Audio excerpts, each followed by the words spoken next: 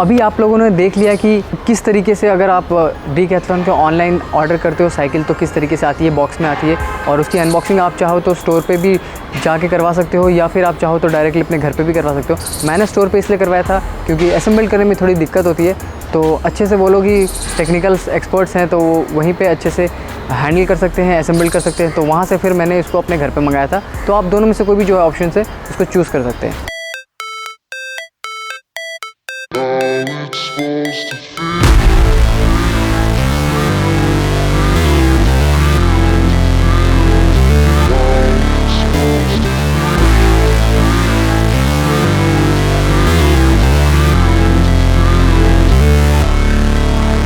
अब बात करते हैं इस साइकिल की। तो इस साइकिल का नाम है रॉक राइडर ST30 और ये एक माउंटेन बाइक है।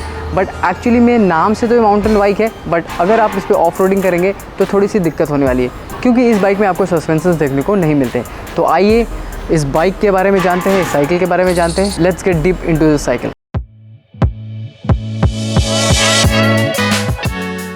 ये साइकिल जो है हमने ग्रीन कलर में ली है, हालांकि ये 2 कलर में अवेलेबल है, ग्रीन में और एक ब्राउन कलर में अवेलेबल है। और इसका जो ये फ्रेम आपको देखने को मिल रहा है ये टोटल स्टेनलेस स्टील का है। इसके ऊपर हमें लाइफ टाइम की वारंटी देखने को मिल जाती है। स्टेनलेस स्टील पे फ्रेम पे हमें यहाँ पे 2 हुक्स मिल जाते हैं जिसमें आप बोतल होल्डर है वो माउंट कर सकते हैं। साथ में वो जो बोतल होल्डर होगी उसकी कॉस्टिंग आपको अलग से पड़ेगी, वो यहाँ इसके साथ इनबिल्ड नहीं आता है, वो अलग से आपको लेना पड़ेगा। बट मुझे ये चीज़ अच्छी लगी कि इसमें ऑलरेडी इनबिल्ड दिया हुआ है कि आप चाहे तो बाहर से भी लगा सकते हैं या फिर कैसे भी करके इसको फिक्स कर सकते हैं। अब आते हैं इसके हैंडल का। जो हैंडल है ये हमें एल्युमिनियम का देखने को मिल जाता है, साथ में यहाँ पे रबर फिनिश के साथ इसका हैंडल बार्स देखने को मिल जाते हैं और ग्रिप देखने को मिल जाता है। बात करें इसकी ब्रेक्स की तो ब्रेक्स मुझे काफ़ी अच्छे लगे। इसके जो ब्रेक्स हैं वो वी ब्रेक्स हैं, तो इसमें हमें डिस्क ब्रेक देखने को तो नहीं मिलता, बट ये जो ब्रेक्स है ये almost as good as disc brake होता है। डिस्क ब्रेक थोड़े बेटर होते हैं बट इस ज़्यादा डिफरेंस इसमें और उसमें नहीं मिलेगा। याद रखना दोस्तों, इस बाइक में हमें कोई भी सस्पेंशन देखने को नहीं मिलता, जिस वजह से अगर आप इसको ऑफ रोडिंग करते हैं तो इसमें काफ़ी दिक्कत होने वाली है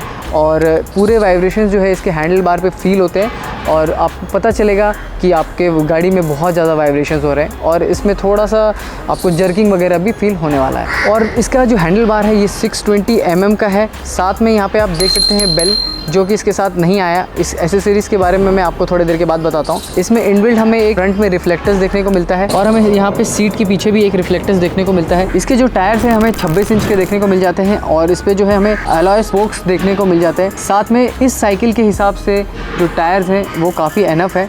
और बात करें इसमें हमें क्विक रिलीज़ भी देखने को मिल जाता है जो इजीली हमें अटैच और डी अटैच करने में काम आता है। बट मेरा रिकमेंडेशन और मेरा सजेशन ये रहेगा कि आप अपने आप से जब तक एक्सपर्ट नहीं है इसको खुद से रिलीज़ ना करें, क्योंकि अगर आप इसको खुद से रिलीज़ कर देते हैं तो आप शायद इसका अलाइनमेंट जो है वो बिगाड़ देंगे और फिर साइकिल में थोड़ा डिस्कम्फर्ट आ जाएगा। और इसके स्पोक्स पे भी साथ में हमें 2 रिफ्लेक्टर्स देखने को मिल जाते हैं जो कि आगे और पीछे दोनों टायर्स में अवेलेबल है। बट इसमें जो क्विक रिलीज़ है वो केवल फ्रंट टायर में ही अवेलेबल है, रियर टायर में अवेलेबल नहीं। पैडल्स की बात करें तो इसका जो पैडल है काफ़ी कंफर्टेबल पैडल है और ये जो है थोड़ा एंटी स्लिपरी पैडल्स जिसको बोलते हैं वो हो जाता है। और एंटी स्लिपरी पैडल्स कब काम आते हैं? जब आप जूते छोड़ के जब चप्पल वगैरह पहन के नॉर्मल स्लीपर्स वगैरह पहन के जब चलाते हैं तो उसमें एंटी स्लिपरी पैडल्स जो हैं वो स्लिप होने से थोड़ा सा आपको बचाते हैं। बट मैंने इसको चलाया, ये उतने भी एंटी स्लिपरी नहीं है, थोड़ा बहुत कहीं ना कहीं स्लिप कर जाते हैं। टायर का जो विड्थ है वो 2.125 इंचेस का है और टायर की जो क्वालिटी है काफ़ी अच्छी क्वालिटी का टायर है। और साथ में दोस्तों बता दूं कि इसमें जो स्टैंडर्ड एयर प्रेशर होना चाहिए वो 45 PSI का होना चाहिए, उससे ज़्यादा अगर करोगे तो टायर बर्स्ट होने की चांसेस बढ़ जाते हैं। साथ में आप देख सकते हो हमें यहाँ पे 7 शिफ्टर्स ऑफ गियर मिल जाते हैं जो कि काफ़ी स्मूथली शिफ्ट हो जाते हैं। और चेन की बात करें तो इस रेंज में हमें KMC वाला जो चेन है वो मिल जाता है जो कि काफ़ी ड्यूरेबल और लॉन्ग लास्टिंग चेन होता है और काफ़ी स्मूथ भी होता है। तो इस चेन की क्वालिटी जो है बहुत अच्छी है। ये जनरली हमें 15-16 हज़ार के ऊपर वाले साइकिल्स में मिलता है, लेकिन इस 10 हज़ार के रेंज में भी हमें ये KMC वाला चेन मिल जाता है जो कि बहुत ही बढ़िया बात हो जाती है। लेकिन यहीं पे जब हम गियर्स की बात करते हैं तो मैं हैंडल पे जो इसके गियर शिफ्टर्स दिए हुए हैं उनको दिखा दूँ आपको कि यहाँ पे भी हमें 7 चैनल्स ऑफ गियर शिफ्टर्स मिल जाते हैं। इसमें मुझे जो पर्सनली दिक्कत ये लगी, जब हम गियर 1 से लेके 7 तक जाते हैं तो बहुत ईजिली ही हमारा गियर शिफ्ट हो जाता है, बट जैसे ही हम गियर वापस से 7 से लेके 1 ऊपर रिवर्स में जाते हैं तो थोड़ा सा हमें टाइट फील होता है और थोड़ा सा ऐसा फील होता है जैसे बहुत हैवी हो गया, अटक रहा है, इस तरीके का फील होता है। लेकिन हो जाता है, लेकिन कहीं ना कहीं थोड़ा सा दिक्कत लगता दिखता है, तो इसलिए इसमें अगर थोड़ा सा और अच्छा सिस्टम होता है या लीवर वाला गियर सिस्टम होता तो ज़्यादा अच्छा होता मेरे हिसाब से। अब बात करते हैं इसके स्टैंड की, तो इसके स्टैंड की भी क्वालिटी बहुत ज़बरदस्त है और इसमें भी आराम से आप प्लग इन प्लग आउट करने का भी बहुत ईजी तरीका दिया हुआ है। और बात करते हैं दोस्तों से सीट की, तो इसका जो सीट है मुझे थोड़ा सा पर्सनली फील हुआ कि छोटा है, थोड़ा सा और बड़ा होता तो मुझे ज़्यादा बेटर फील होता। हालांकि ये जो साइकिल है 3 साइज़ में आते हैं, स्मॉल, मीडियम एंड लार्ज, और तीनों में हमें अलग अलग हाइट्स वगैरह जो है साइज़ देखने को मिल जाता है। और इस सीट की बात करूँ तो यहाँ पे भी हमें क्विक रिलीज़ देखने को मिल जाता है। इस तरीके से इसको क्विक रिलीज़ करके आप सीट के हाइट को ऊपर नीचे एडजस्ट कर सकते हैं। और सीट एडजस्ट करने से फ़ायदा ये है कि घर में जितने भी एक एस साइज़ वाले जो साइकिल में छोटे से लेकर बड़े तक जिन लोगों का पैर पहुँचता है वो सारे एक ही साइकिल को ईजिली यूज़ कर पाएंगे।